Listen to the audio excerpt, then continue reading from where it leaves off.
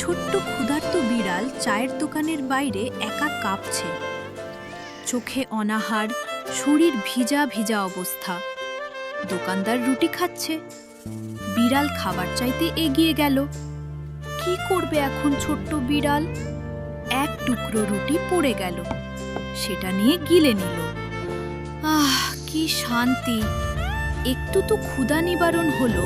প্রথমবারের মতো কিছু খেয়ে সে একটু খুশি হলো। পরের দিন বিড়ালটা দোকানের বাইরে অপেক্ষা করল।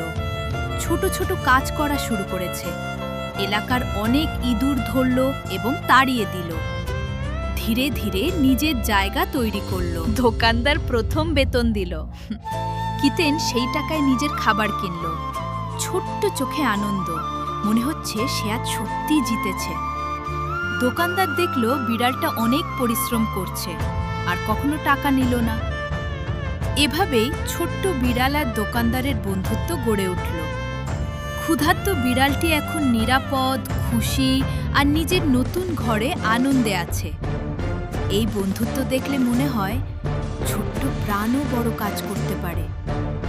তো ভাই বোনেরা, যদি আপনাদের এই ছোট্ট বিড়ালের গল্প ভালো লেগে থাকে তাহলে লাইক দিন, শেয়ার করুন এবং সাবস্ক্রাইব করতে ভুলবেন না।